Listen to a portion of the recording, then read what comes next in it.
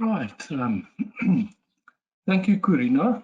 On behalf of SAIApractice, I want to extend a warm, hearty welcome to SAIA members, to friends of SAIAshare, and especially those of you who are attending SAIAshare for the first time. My name is Eugene Barnard.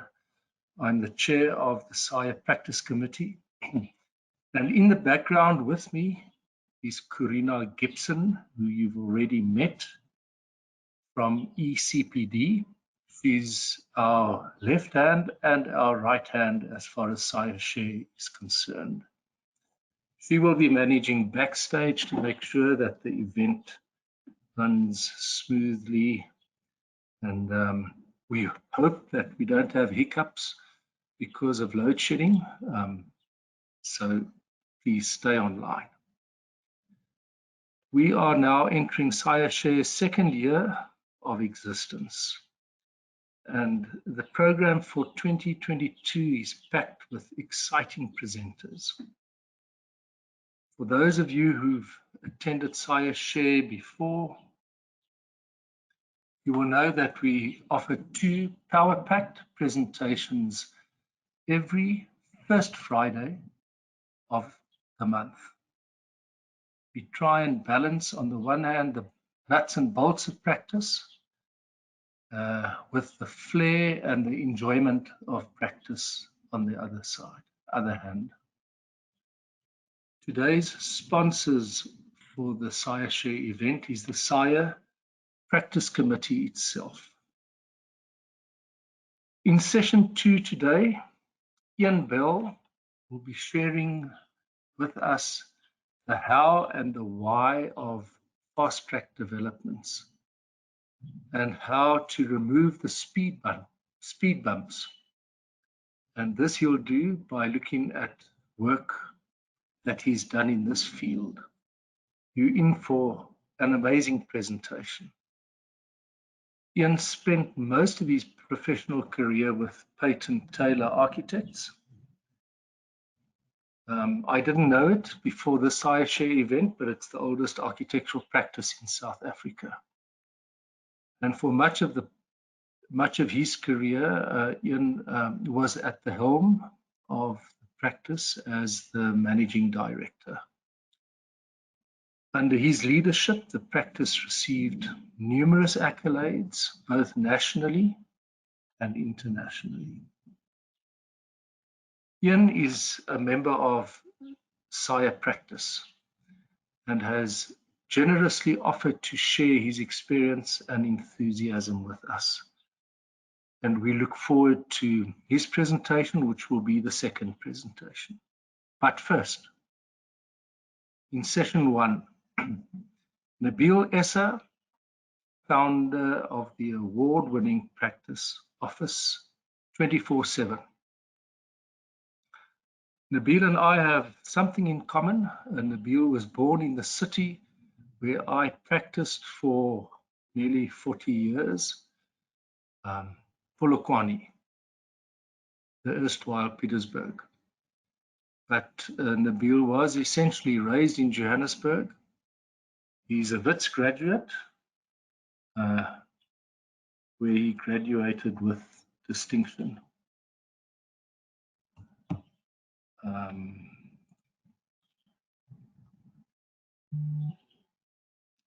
Sorry, just let me get back to here. Right. In 2001, he completed a master's degree at the esteemed AA in London. Now, that really is the envy of many of us tuned in today. Many will know Nabil as a speaker, lecturer, critic, and examiner. Today, Nabil will share his vast knowledge with us on the topic of heritage, museums, and exhibitions. It's T20 cricket at its best, so buckle up. Just a last point, you can participate and make comments in the questions box, as Karina has explained. And please also use the facility if you would like to comment on SAIAshare itself, and if you have any suggestions to make. Well, that's all from me. Now it's over to Nabil for the session number 1. Nabil, over to you. Thank you, Eugene, for those kind words and for inviting me, for SAIA for inviting me, and for Karina and yourself for this amazingly meticulous handling and support you give in putting this together. Today, I was trying to think what to speak about, and really the practice committee, and I was thinking, what is my practice? And my title of my presentation today is Architectural Practice as a Space of Praxis, a thinking and making dialect around shifting notions of cultural projects. And I will explain that through the presentation. My practice, Office 247 Architecture, is this year 20 years in the making, and I say in the making because it's been a process, an ongoing and dynamic process. At the time of inception, I found the local form of architectural practice constraining and excluding for me, excluding in terms of access to networks and work, being on the wrong side of a racially distorted economy at the time, and also the exclusion of difference and otherness in the field. The shape of practice was constraining for me in terms of the limitations of what practice does, mainly buildings for the corporate sector, for government, residences for wealthy individuals. But it was around this sort of rigid landscape that I carved a different model of practice for myself. I have a background in fine arts, and I did my master's in landscape urbanism, and this allowed me sort of tools for a different viewpoint.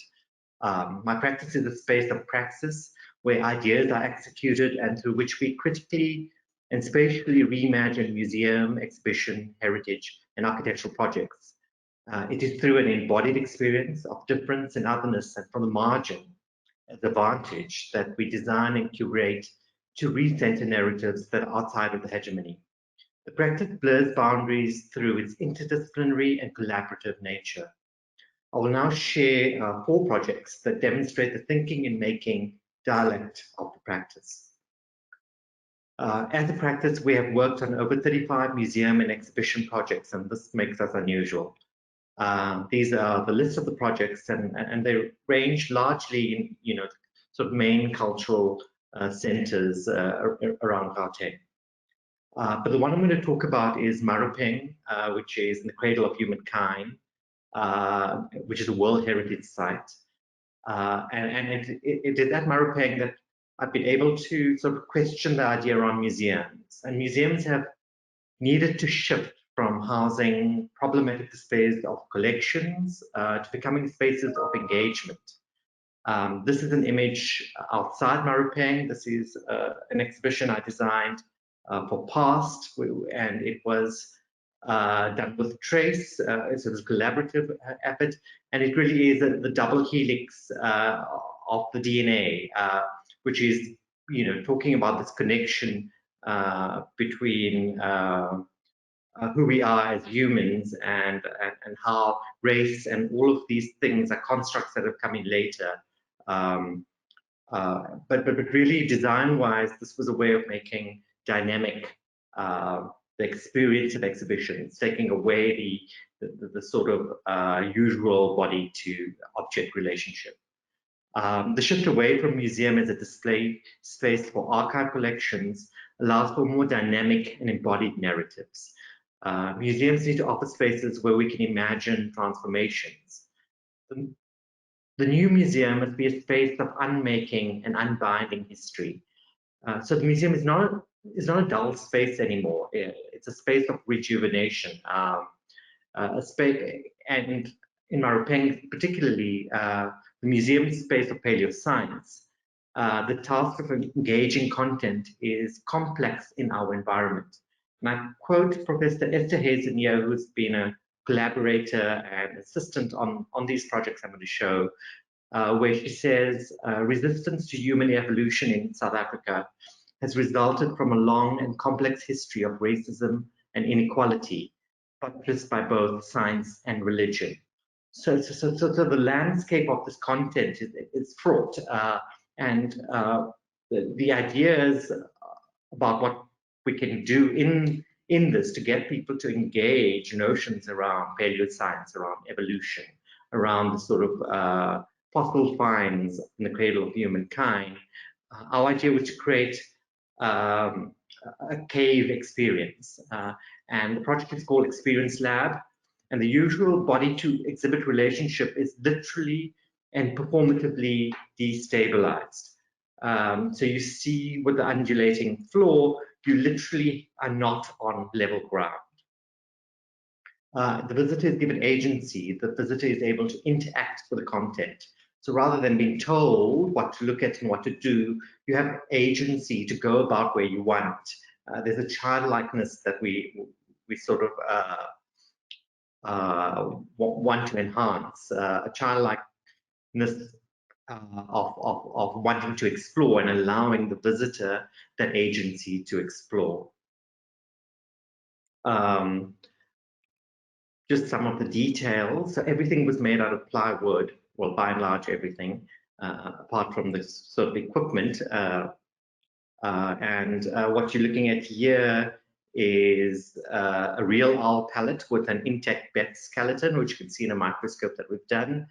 And then you have these kind of glass domes, which again show you fauna, while the rest of it is all this sort of construct in timber that allows engagement, allows kids to play, to actually switch on the video they want to watch, to touch casts. And then we have animations, which we work with a company called Tin Cup. And the idea of the animation, you're looking at a saber-toothed lion, which existed in the time of the hominin finds, is that it becomes a playful way of engaging this content. What you see are sort of 3D printed objects, skeletons, things that are found in caves by archaeologists. And these are robust and allow kids to sort of play with that. Then this was an actually working setup, a working lab that sits in the space where there is an operator working on a breccia and exposing fossils from those rocks. The project was conceived and constructed as a complex puzzle made from 2,500 unique designed cutting file shapes, which we drew, 930 plywood sheets. I'm not going to go through all of this, but 4,600 custom steel parts. So it's made very differently to the way we would normally make architecture, in that no two parts are the same. These are just some drawings, maybe to say that the process of design for the cave walls started with interior photographs of the nearby Sterrefontein caves. These photos were stitched and traced to mark and measure the rock, and horizontal lines as even intervals read and abstract the drawn data. So there's a kind of system in the way we broke it down in terms of how we would read the cave, and we took real data, as in the photographs, to kind of give us this impetus on the shape, so that it's not completely arbitrary. These, the data uses this extensive design toolkit informing the artifice timber rock face cutting files. My next sort of point about museums is that they must not be static. They need to be flexible, dynamic, and able to shift and change. This is very different to how people know or experience museums in the past. This is just a set of process. This is a maquette made of the human brain. So again, in the story of evolution, brain development is a crucial factor. And so we had gone through this creative process of drawing up the networks in the brain and making this maquette. The maquette shows in each sort of layer the kind of complexity of the human brain.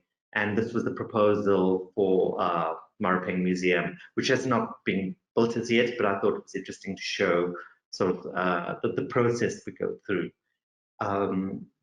This is the notion around the exhibition case, which is something that we looked at in the upstairs temporary fossil exhibition at Marupeng, where we took an office space and gutted it and did this kind of new infrastructure for housing fossil exhibitions. And we've had maybe 6 exhibitions run here already in the space. And the idea really was that the cases allow for flexibility. So the Marupeng Fossil Gallery design relies on large exhibition cases that offer changing exhibitions and programming and multiple curatorial voices.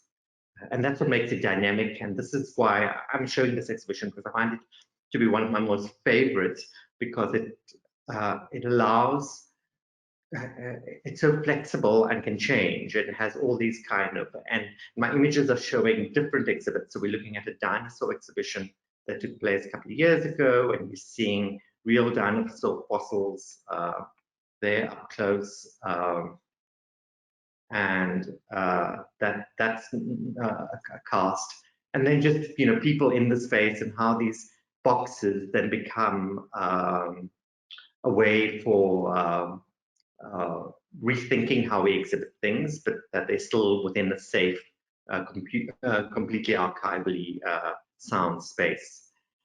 We also did the exhibition for Hominaledi, the recent find by Lee Berger's team for Lee Berger, and this image shows the actual fossils of Hominaledi that took place in the same exhibition space as the dinosaurs, but creating a very different exhibition. And currently we're working on another exhibition in that space. The second project I want to show is smaller. It's an Origin Center at Wits, and there's a theme between sort of Marupeng to Origins. The archive as exhibit is a way to circumvent the problematics around the curatorial voice in anthropology. So by what I mean by that is really, instead of selecting what rocks we would show or how it would show that and tell a story, the story is not that well known, and it's still open for research. And so the idea was very much to show all the rocks, to show the entire archive, so that researchers, like visitors, are able to make up their own mind. And that's the kind of openness, you know, to allow things to happen. The architectural space is by Mshavani Rose. It was a special extension to Origin Center, and we were entrusted to do the exhibition in it. But we make sense of the architecture, even though the architecture wasn't designed with this exhibition in mind. We make sense of that architecture as best as we can. You'll see we have engraved into the off-shuttered concrete walls the images that are on the rocks, so they have a second level of power to them.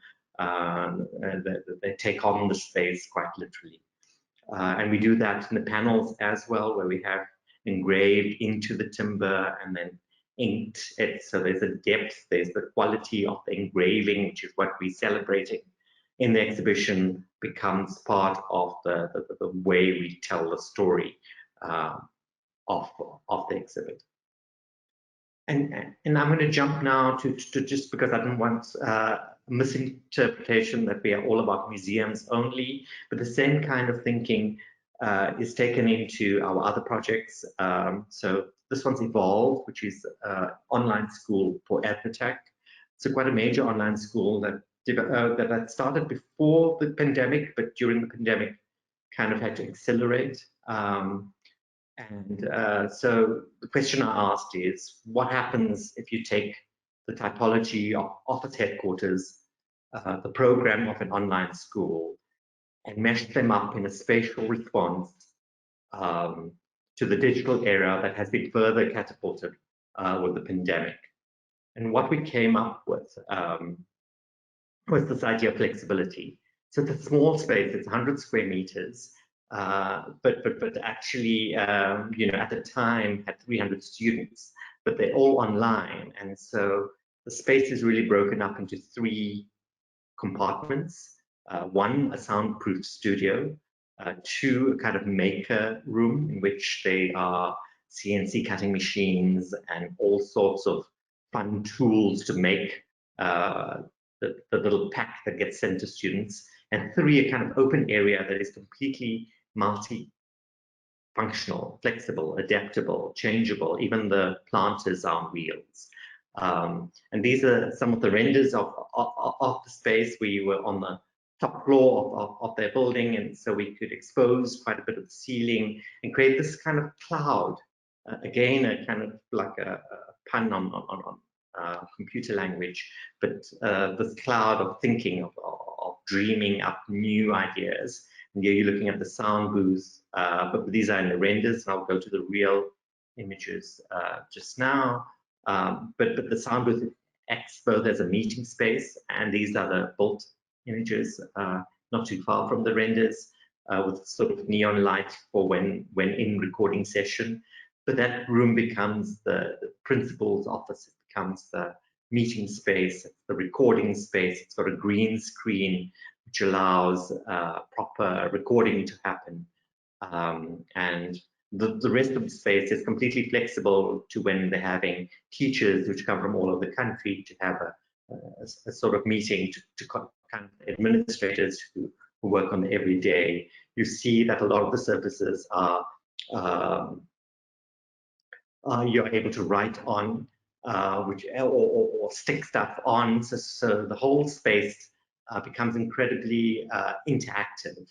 And I think that's the synergy or the similarity between the kind of museum space that we work on, is to make spaces that are engaging at a very detailed level. The last project, because I wanted to show scale, because I've been showing quite small and interior projects, was Salt Lake University competition. And this we did in partnership with Lemon Pebble Architects. Again, this notion of collaboration and the benefits of collaboration. And this collaboration focused its attention on erased histories or forced removals as the impetus for spatial intervention. Those of you who were on the stage 2, or even look, I don't think they showed this in stage 1, was the sort of level of this erased Malay camp, which was this mining camp, which was kind of Sophia town, the District 6 of Kimberley. And this was completely erased in the 50s for sort of an apartheid planning to create a civic node, which was not unusual in small towns during and post that time. And this really struck with us, and we identified one particular church. Unusual for Kimberley was that they demolished the churches and the mosques. But this was a thriving community, with formal cricket teams and so forth, and full-on church, mosque buildings, a whole series of them. And our idea was to reconstruct one of these buildings as a surfacing, as a resurfacing of that memory. So what you're looking at now is an image of a podium celebrating Ernst Oppenheimer in what is now the Oppenheimer Gardens, and the site for the Salt Lake project. Our theme was this idea of writing memory into being. We proposed the reconstruction of the site to become a living archive for collective memory and a space of engagement for voicing erased narratives and marginalized histories that mark and inscribe lines and locations of erased streets. And so here you see, this is our project in the middle. And the red lines start to mark the pavement lines, the various streets, which then surface into the architecture and the reconstruction of the church. This shows it again. Maybe I should just say that this we were sort of excited that we got into stage 2. So that was a real privilege, but we did not win. The red lines in this image start to show this kind of disruption that we were looking at the urban framework that exists from the 50s, the apartheid urban framework, and the Solplaatje urban framework that currently reinforces that apartheid framework. And this was our sort of concept image that pushed us. You know, how can we break the building in the same way we're looking at just in the urban level? And the body of the building evokes a history of place for us. Tuts that reveal the wounds of a violent history of extractive processes and exploitative labor practices. The building carries the burden of these heavy histories and reveals a dialogue about the past as a way of looking forward. Our proposition is to excavate the memory of Malay camp that has been erased in an early act of apartheid forced removals. The palimpsest of the historic layer is revealed through the articulation of urban armatures and the body of the building. So here you see, cutting into the plan, we have this atrium that cuts from the south to the north park, and with these sort of pink lines that you see that are cutting into the building infrastructure and become performative. They become entranceways, they become connections, they become forecourts to program.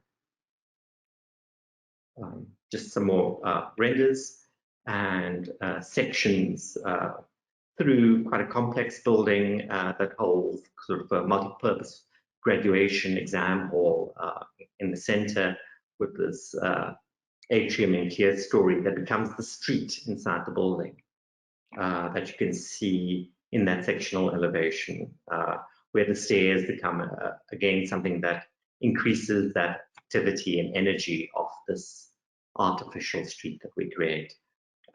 Just some elevations showing this space. And yeah, those are the projects. Well, these projects of varying scale and type. What they share is a common ethos of using the tools of architecture to spatially reimagine, contest, and shift problematic hegemonies. I guess really what, you know, after COVID and sort of having the time to think about practice in the last 20 years, a lot of it is about reading what you've done, and I think there is this thread that runs through the work that comes from an embodied experience. My original thesis at WITS was about forced removals of a personal nature of my grandfather's shop, and it seems to have like come full circle 20 years later with the Solplaatje project. Maybe to just say as well that the Maripang project, the landscape project experience lab was a recipient, was shortlisted on the international World Interior News Architecture Awards. So we were out of many, I think 70, we were shortlisted. That's 5. And also just to say that all these projects work very much in sort of an interdisciplinary nature and in collaborative nature. So with either even contractors, specialists like Digital Fabric, Professor Estes and Image K, who make some exhibitions. All from one exhibition, which was the Double Helix, is made with, in partnership with Trace Group, which is an exhibitions company.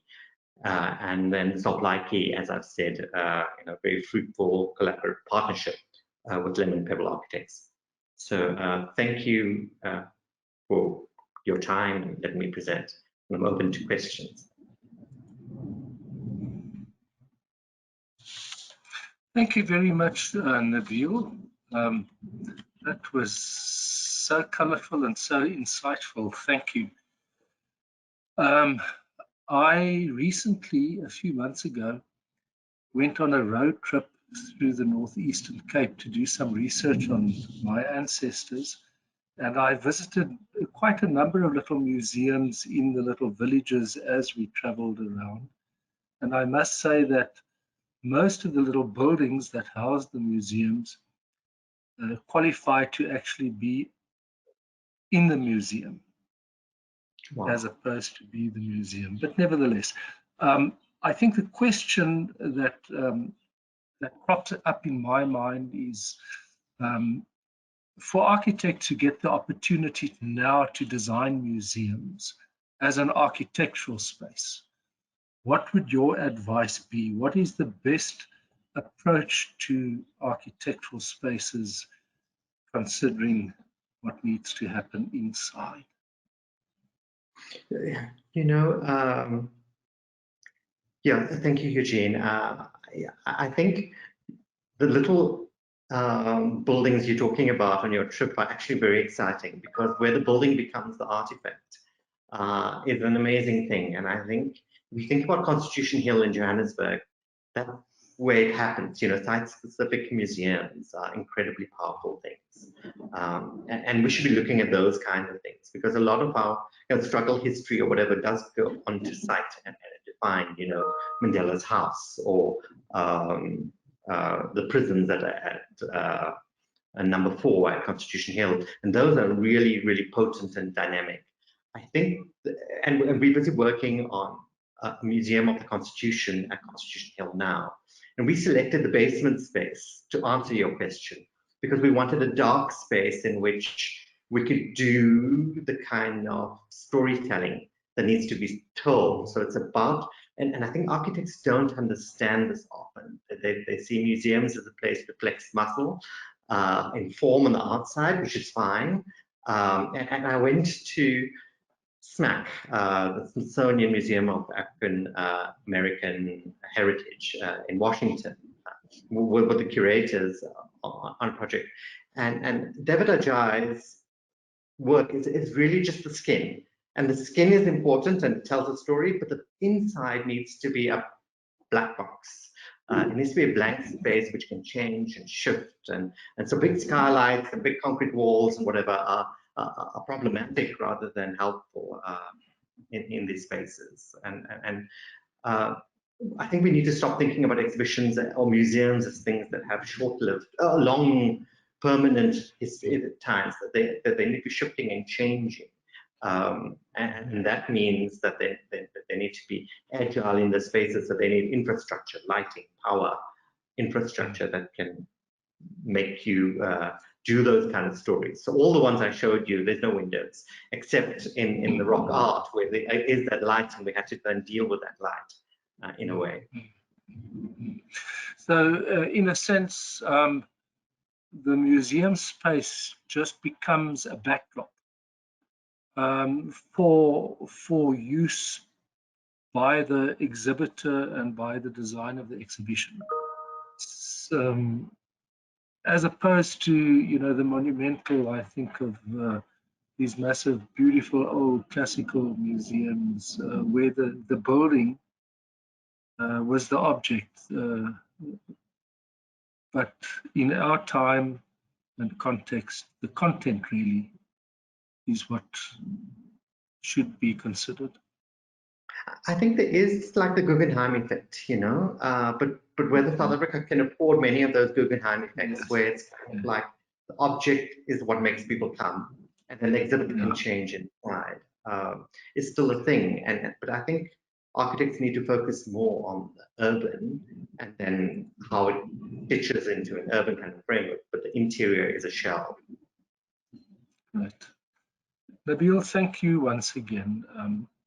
It was lovely having you with us, and you're going to be remaining with us until the end today. So thank you, and you're welcome to switch off your camera, because what I'm going to be doing now is, as a member of the practice committee, and the practice committee being the sponsor for this event, I would just like to run through the members of the practice committee and what we do, just briefly, so that we do get an appreciation for the work that's done by SAIA Practice. So, Corina, can I ask you to move forward? Okay, by way of introduction, I'm just going to run through this.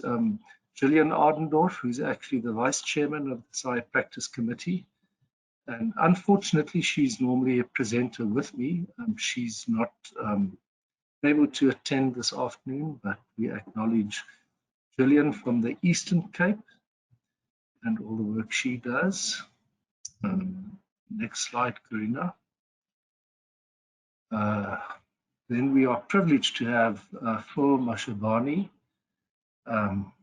who's a walking encyclopedia and who brings so much knowledge and wisdom to the practice committee. Phil, as you know, is principal of Mashabani Rose in Johannesburg. Thanks, Corina. And then Simi Perutan. Simi's been a contributor to SAIA Practice previously. And Simi doesn't only talk, he does as well.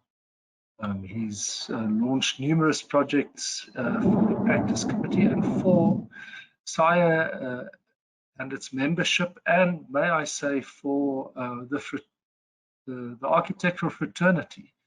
So Simi is a well-respected and much appreciated member, ex-chairman of SAIA Practice.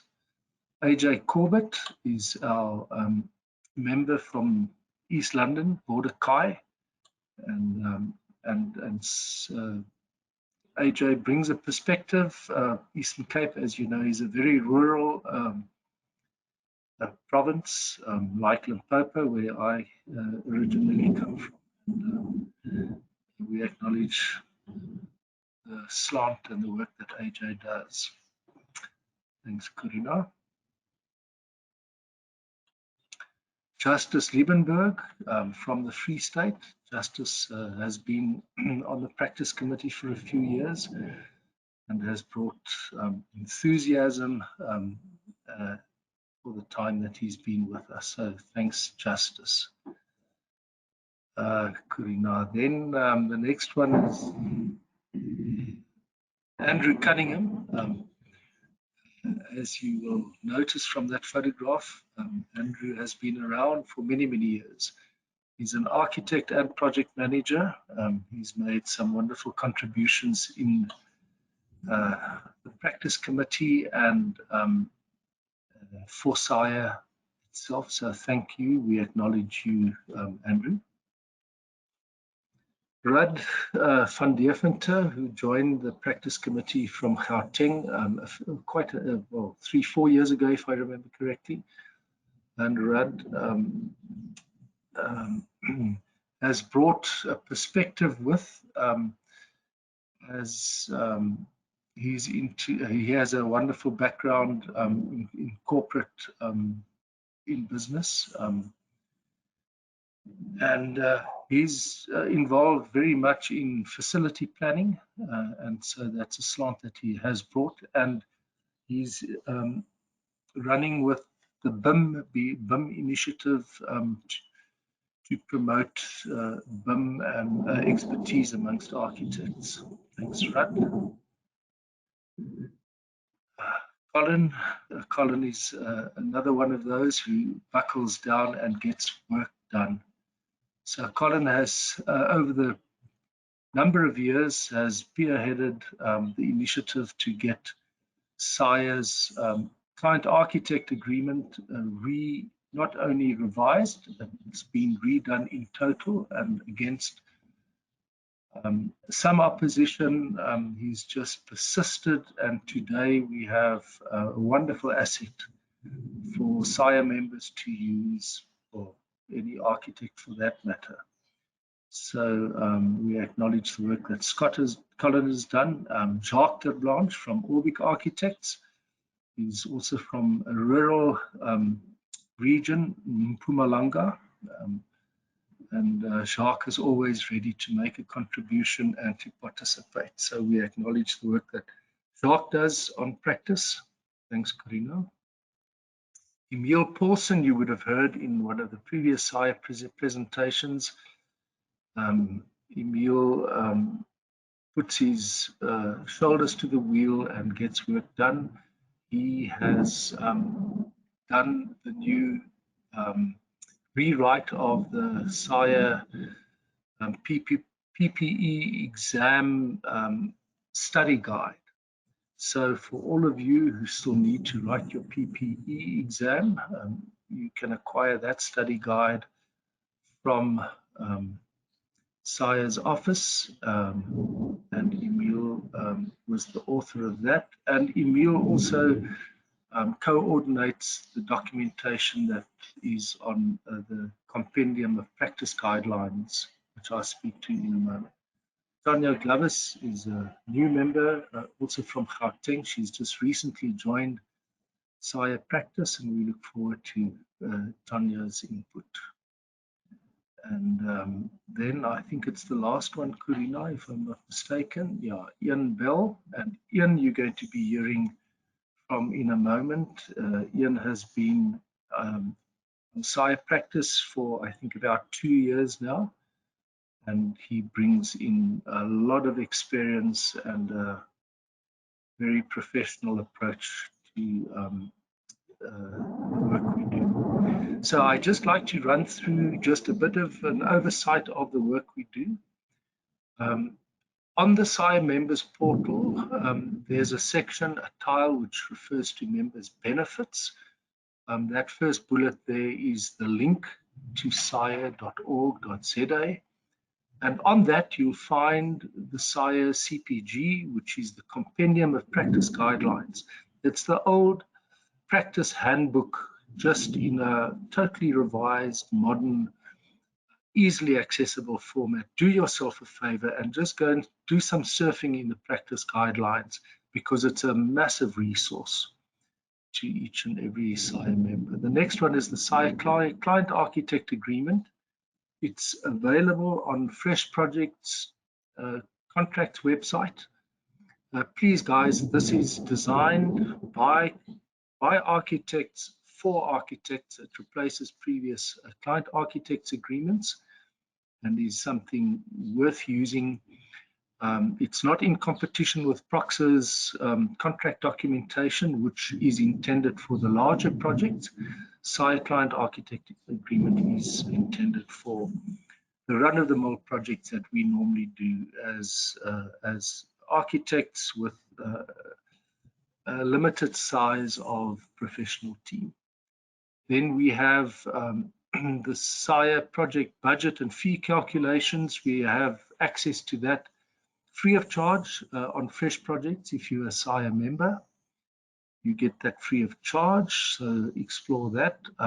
You will find a few, the past, 5-6 years of SAIA benchmarking surveys, which will enable you to measure yourself against the profession in South Africa. Then you are attending a SAIAshare program. That's another initiative of the SAIA Practice Committee. And of course, SAIA Practice members are always available to assist with answering queries.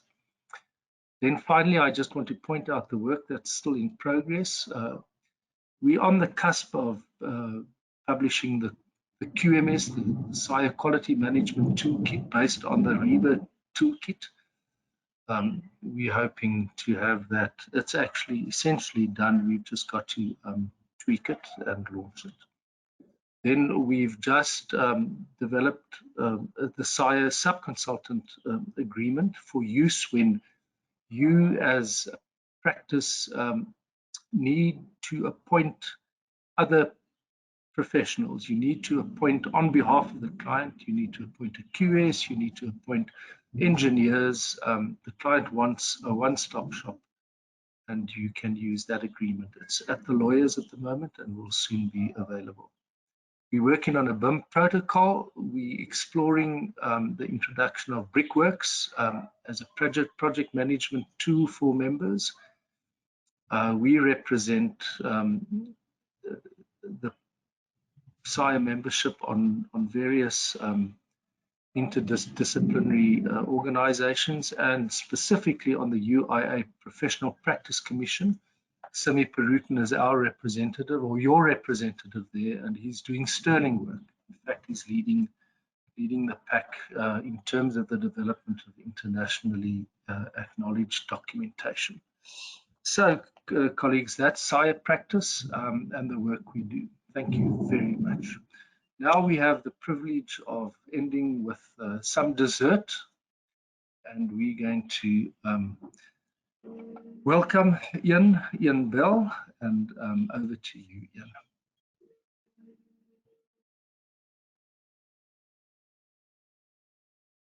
Hi, good afternoon, everybody.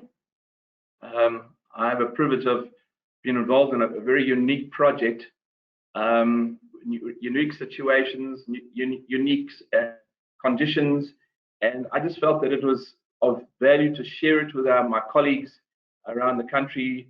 In some way, it might be a help in projects that you might be involved in the future. We were put into a very stringent and demanding predicament of getting a building, a very sophisticated building, done in a very short period of time to tie in with the deliverables and the going live dates of our client. And our client, it was the Mr. Price. The project is their national distribution center. They are a Durban company based, the head office in Durban, which we did many years ago. But this client had never done any developments themselves. They were always in a rented premises, and they decided it was time to do and own, for various financial reasons, their own national DC that was somewhere between the harbour and the major market, which is Gauteng. And I'm just going to show you a few little snippets of what the thing looked like, a couple of interviews, and then I'll go through in some of the details. Put into very difficult timings. How did we overcome them? And I called them the speed bumps, and we could have just stopped and just waited for the speed bumps to be removed. But we felt that wasn't in the client's interest because of their business plan and the business reason for doing this project.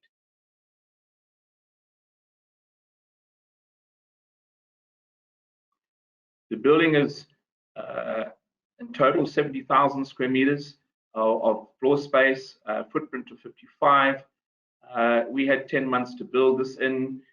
The build cost was about 400 million, so 400 million in 10 working months. And you'll see in the Stefanuti figures just now, which we were the main contractors, they put it in 11 months because that included, it straddled a builder's break over the Christmas period. So 11 working months, over 400 million, 70,000 square meters, and let me take you on the journey that we're privileged to be a part of. Giving you the background of the project, the building, the functionality. This is what I call a giant jukebox. You press the button for this number of articles, that shirt, this shirt it's going to Palaboa. This machine picks it all electronically, packs it, processes it, and sends it out onto the trucks. It's probably the most sophisticated DC, other than the pharmaceutical DCs, in the country. It's very highly confidential, so I can't reveal too much of that side of things and show you too much of the functionality. But we were called on to wrap this functionality. But big dilemma is they did not have a confirmed site. They were looking at various sites, and for various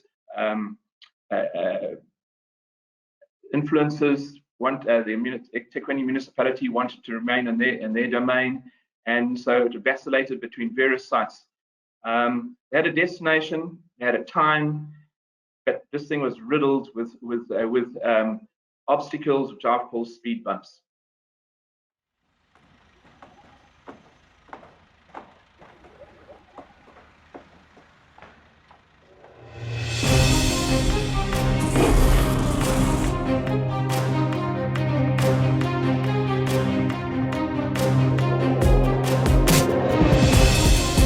We have been working on this project for the last 6 years. There's value in Mr. Price owning their own building. Why we chose Hammersdale is Hammersdale suits our logistics strategy.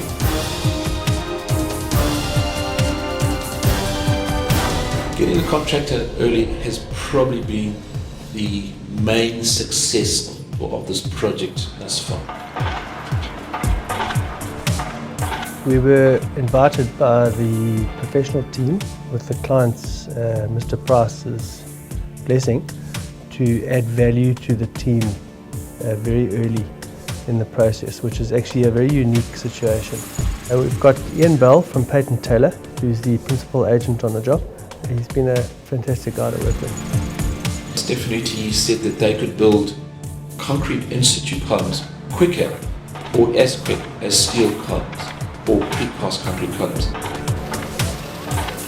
We were advising buildability options and some clever contracting techniques.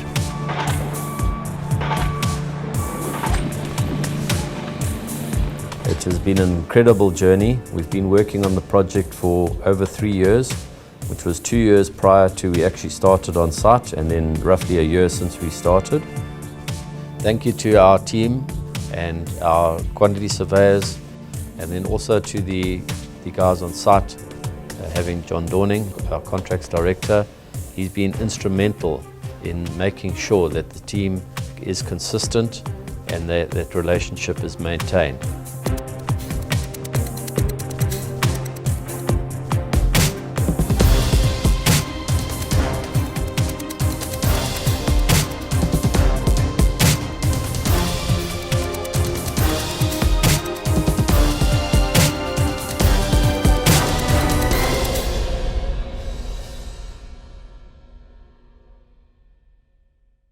Okay, some of the obstacles that we had to try and get around, you know, because the client was developing this, they were doing it for the first time. One of the speed bumps was quick decisions. The client wanted to have the end result, but to make quick decisions, they had no idea about anything about building contracting. They didn't know what a provisional sum was. They didn't know how we procured a contractor. They didn't know how all the different consultants operated, why they were there, and we started to have to. We sat with them and explained them so they were informed, so they didn't feel at risk on making decisions that they felt that weren't in the interest of the development.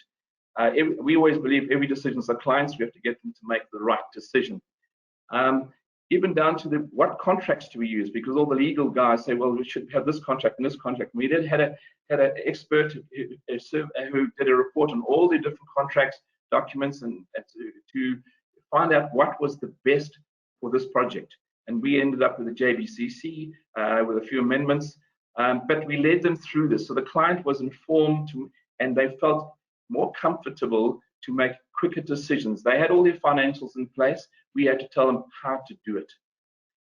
It was a Wednesday afternoon. They phoned me and they said, Ian, we're going this alone. We're not going through a developer. How do we do this? I met with them the next day and explained how we would do it. And we put together a team. And the way we did it was we wanted to push down management. We didn't want the process to be more important than the product. So often we spend more time managing a project than actually delivering a project, and we had to find ways of putting that into place. So what I recommended that we have a team of 3, an engineer, someone who led all the engineering disciplines. We selected Arab, and Lizaine Kreiling led that. The quantity surveying was done by Ian Hazel from Edgecombe Hazel, and at Peyton Taylor we led the project. We were project managers. We were the architects, and we were the interior designers as well. and principal agents. So we didn't have a diversity of a team. The whole team was really led by 3 individual people, that is the ones that I've just mentioned. And we always met with a client together. So there was no a different voice or comment. The client built confidence in the team because we could give them the decisions when they wanted, how they wanted, and they took it from the leader of each of the disciplines. And we felt that we needed to have a team that we knew each other. There was no courtship of trying to find out who each other was. We had worked well together, and there wasn't any territorialism. Territorialism is one of the biggest obstacles I find, where people pull up, they secure their own territories instead of securing the overall territory. And in this team, we didn't have that, so it wasn't a speed bump for us. I felt it was necessary that, as an architect that leading this project, we wanted to produce a building of architectural merit that was always in focus and enveloping the business model of the client. So every person that came on, our team of architects sold the reason and the vision. The vision was a business model. The vision was to expand Mr. Price's footprint and reduce costs and become more efficient and more productive. So we sold that. Guys, every decision has to be built around that. There was no deviation of what it was about. That was the paramount thing. If we continued to test it against that, was it in the interest of that end product delivery? If it wasn't, we renegated that. So the process of managing was limited to the three silos, and the end result, the product, the building, the business model, was the most important focus of everything. As I said, we always kept on testing it, and that also applied when we brought in contractors later. Did the same thing, sold the passion and the architecture and the reason, so they could also join that mindset. Our client was unique. They were going to build. They even though they didn't have a site initially, they had various sites, and they eliminated risk, and that is a major one. So often when we at risk, and we can go to certain stages, we can commit to certain things, but it does compromise a productivity. And the client said, when you work for us, you get paid, but we'll pay you for the certain things, and we will hold back on the uncertain. Uncertain was a site. Top structures was certain. So we, as a consultant team, could fly ahead, being paid, and this is unique, and it doesn't always happen in projects. And we were privileged. We got paid, so we could forge ahead with the top structures, because the building was set. It was going to be on a site. We had to form the site to suit the building. And one of the biggest things we did, and coupled with the 3 silos of management, was we insisted that each person champions their territory. We're not going to wait for the quantity surveyor to bring, the architect's not going to wait for the quantity surveyors to bring back so the estimate, or the engineer. If you needed to produce your work, you champion to make sure you got it done. You're not waiting for someone else. I've sent an email. I've asked for it. You champion those territories, and that was significant with the consultants. Is that we already started this speeding up process, which continued into the next aspect of how do we manage this site delay. It was getting clearer and clearer that we were going to be building in Hammersdale, in the Keystone Park area, and we felt that we need to turn what was a speed bump into advantage. That's probably the significant thing of this whole project, is the turning of a speed bump into a racetrack, if you could call it that. We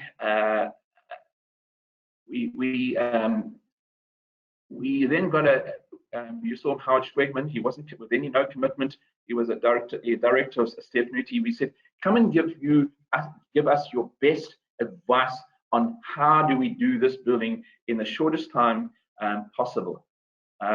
Obviously, he listed the critical path, and that the advice was the roof to get the roof up was the most important. That's not a big science. Most people know that. But how do we get this building built in a breakneck speed?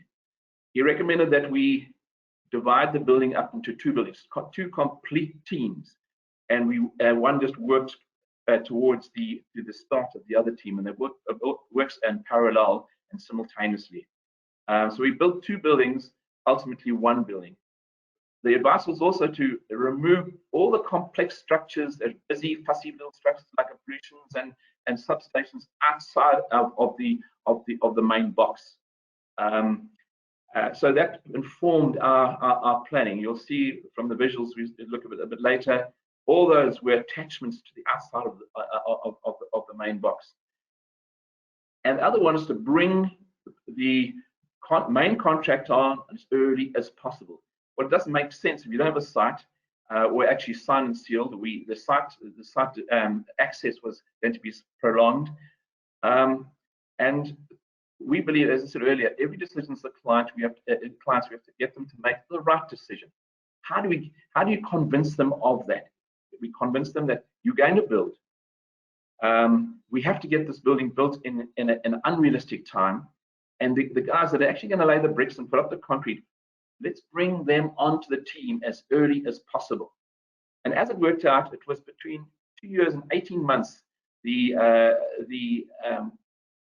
main contractor came onto our design team, and that is the turning point of this entire project. So we went out to a principal contractor tender on a provisional bill of quantities. We asked them how would you build this building in 10 months, and most of them come up with many similar comments. But the thing that swung it towards the ultimate contractor was we asked them for a P&G proposal of how they would handle the undetermined start. Is it going to be 6 months? Is it going to be 1 year? Is it going to be 18 months? And that was the crux, that was the thing that actually swung it towards Stephanie, their creative P's and G's of first 6 months, no escalation. Second 6 months, half indices. Third 6 months, full indices, and thereafter. So we were trying to be creative and to bring, find a way of making this it still happen. So we went through that process. Definitely were appointed, and they sat in their design meetings for over 18 months, and they became part of, as I said, a part of the client contractor team. And we always were, everything we did, again, we measured it against what the client ultimately wanted, his business model, against all the detailing. How can we get the client, the reason for them building, how can we make them satisfied by what we do? So every decision was tested and will continue tested against that. How can we build this thing quicker? I know we've gone through the building two buildings, but even that, we have to try and streamline that. So often we tell the contractor, this is the building, this is how we want you to build it, and you must build it like we want. So we do all the detailing, but we looked at how the principal contractor, what were the efficiencies? How did they build economically? What is their expertise? And we've formulated much of the detailing around that. So when they got on site, it was what they knew best. They were totally informed of what it was. They formed part of the design team. They knew the detailing. They could fly. There was no learning curves when they got onto the site. For example, some of the things: get the roof up quickest, but we've got mezzanine floors. How do you construct mezzanine floors and get to prevent you double lift in columns? Definitely could build 10-meter columns. So we worked on how to connect that, bring in and build the PC slabs, which was ultimately what we did with the mezzanine.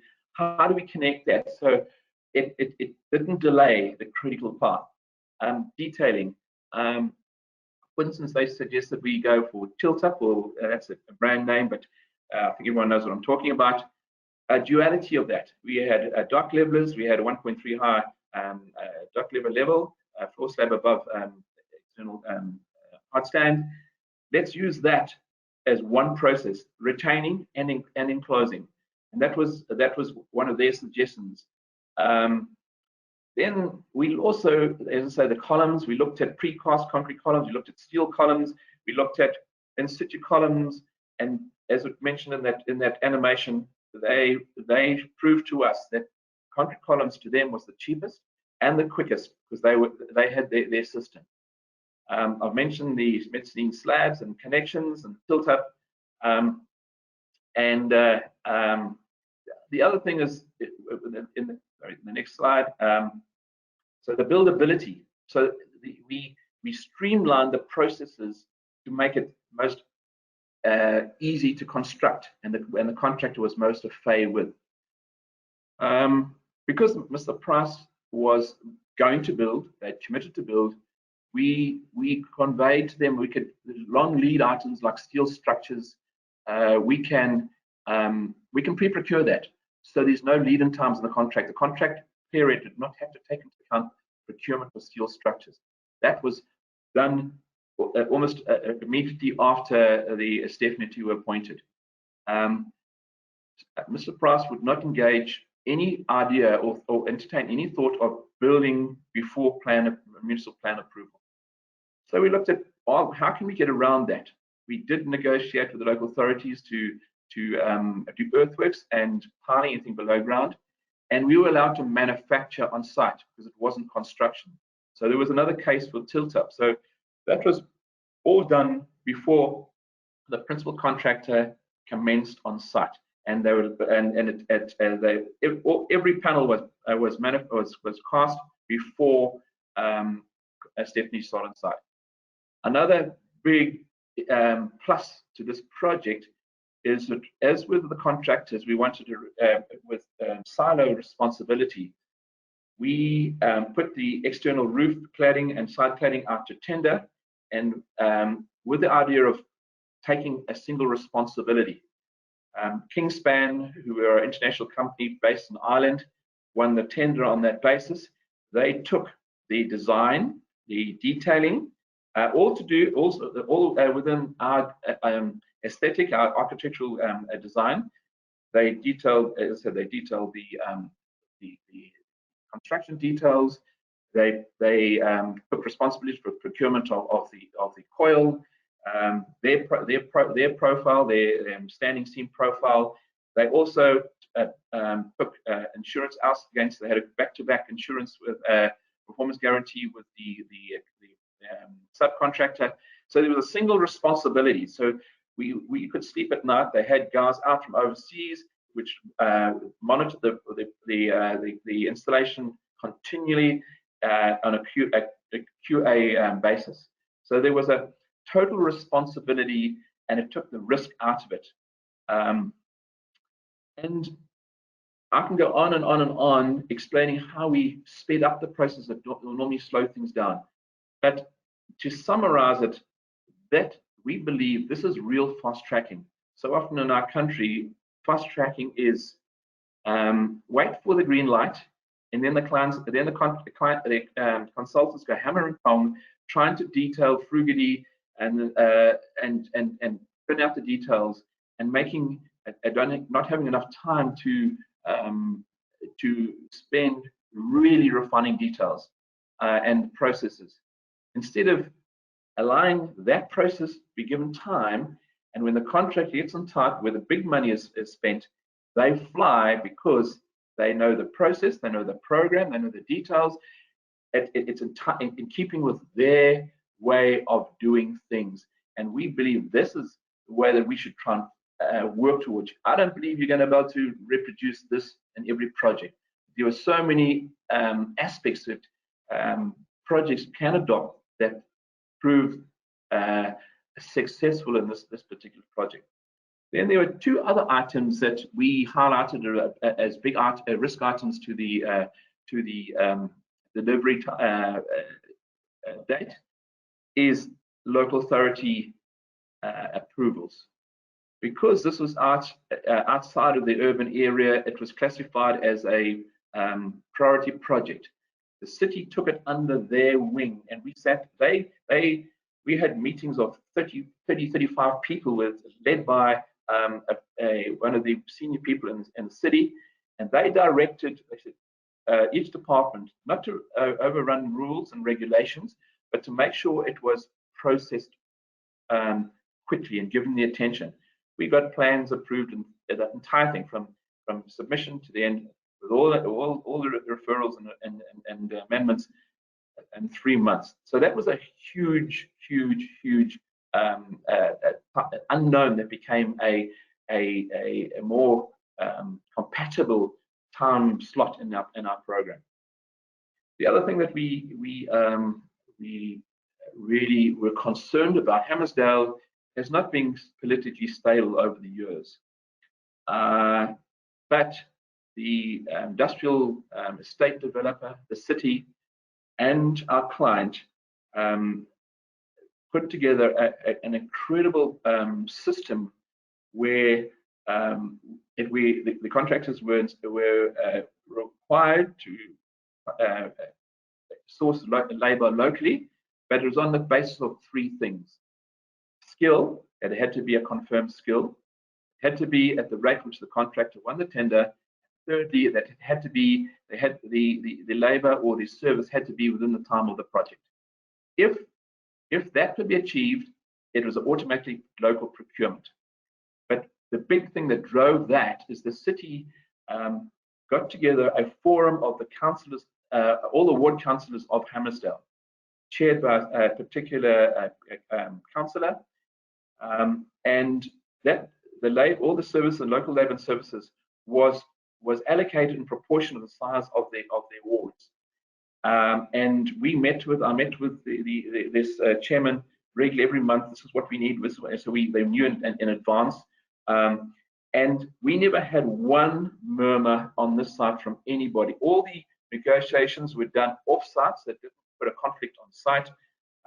And it's out in the sticks. Well, it's not anymore, but it's out in the sticks. We had after end of day briars, it was safe, but because it was the councillors were involved, and there was a system in place that was very, very clear. So that also didn't become a delaying issue. And often when there's a high priority project that is has tight time demands, many times that's when the agitation happens. It didn't happen. And also, Mr. Price conveyed to the councillors of the importance of the labour procurement and sourcing their future staff from the era. So that also was taken out of the equation. So I've tried to speed through here. There were so many other things. This type of discussion should be around a fire, with some meat and something to drink. But there's so much. But that's the essence of how we spent 400 million, 70,000 square meters in 10 working months. But it was always, how do we satisfy it? How do we meet the client's reason for developing? And everyone that was in a management position or leadership position was always kept that in mind. And to a project like this to be led by an architect, we were able to just lead the merits of something that's better architectural merit. I mean, very distinctive to the building is that we call it the patent tailor tartan, the gables.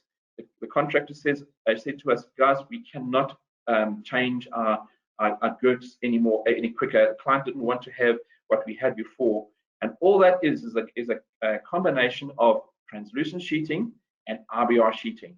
So that limitation that was put on us brought out the creativity, and that rigidity of the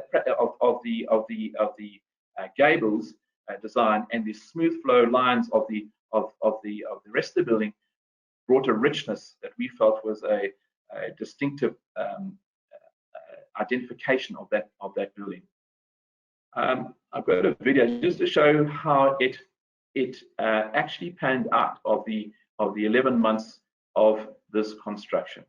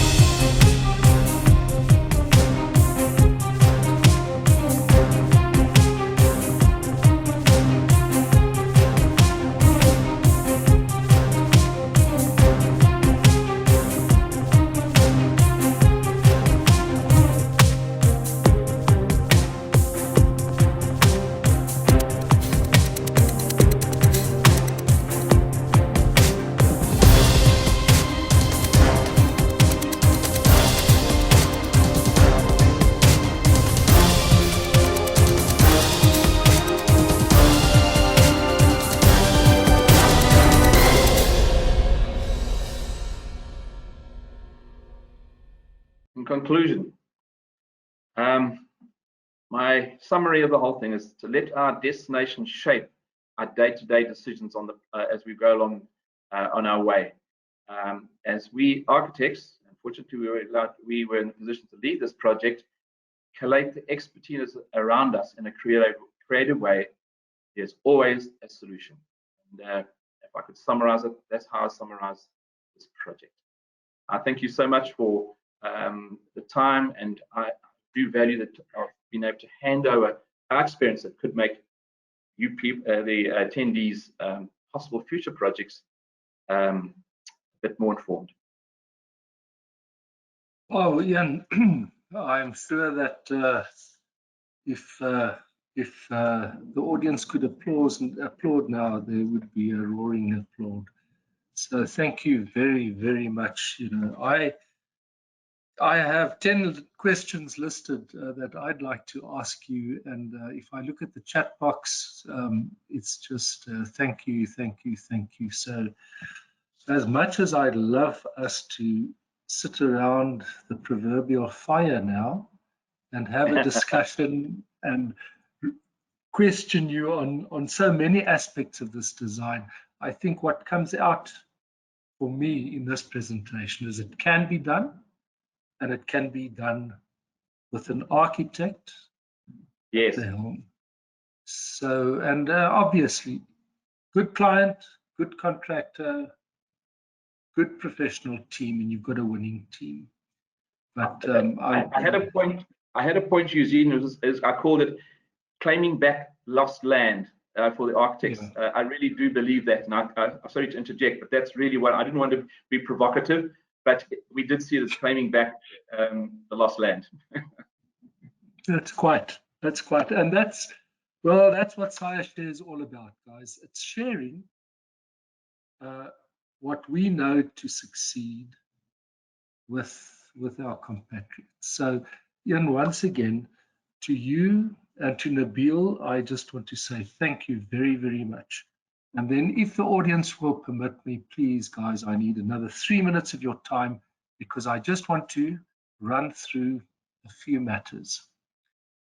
The first being, I want to thank the audience. There were in excess of 180 in attendance today. Thank you for coming. Thank you for joining us. If it wasn't for you, well, we wouldn't be sharing, we wouldn't have SAIAshare. So thank you. Once again, if you have any comments, well, you've given us such wonderful comments. We thank you for what you've given us. If you have any further suggestions, please make them. Remember, SAIAshare carries category 1 CPD value. You get 0.1 point for every Friday that you attend. But remember, there are 11 events. You're allowed to miss one event. So if you attend all 10 events through the year, you have your category 1 point for the year. Remember that.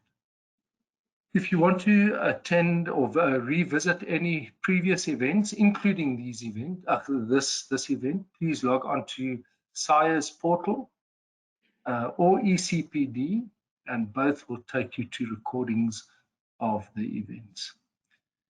Our next event happens on the first Friday of March, the 4th of March. Please don't confuse it with the 14th of February, which is Valentine's Day. Our event is the 4th of March in approximately 4 weeks' time. And I want to whet your appetite. We have, once again, 2 exceptional presentations that you would not want to miss. The first one will be presented by Tim Holmes on the business of architecture. Now, just as an introduction, are you an enterprise or are you a craft? Knowing the difference between the two and how to structure an architectural practice may mean the difference between your success and your failure, between sustainability and collapse. And I so wish, I've attended one of Tim's presentations, I so wish that I attended that 40 years ago. I would have been so much the wiser for it. Secondly, we have a scoop, and that is two very creative architects who will be joining us. The practice, Cohen and Garson, were joint winners of the Salt Plaatje University competition run recently. They were announced as winners late last year. They will be sharing with us, both of them, Nina Cohen and Fiona Garson, and join with us to get into the mind of competition winners. They do exceptional work. It's really inspiring to see what they will be showing us. So once again, thank you very, very much for joining us. Next event, the 4th of March. Hope to see you there. Have a lovely weekend. And if you're a romantic type, the 14th of February, in 10 days' time, have a special Valentine's Day. Keep well.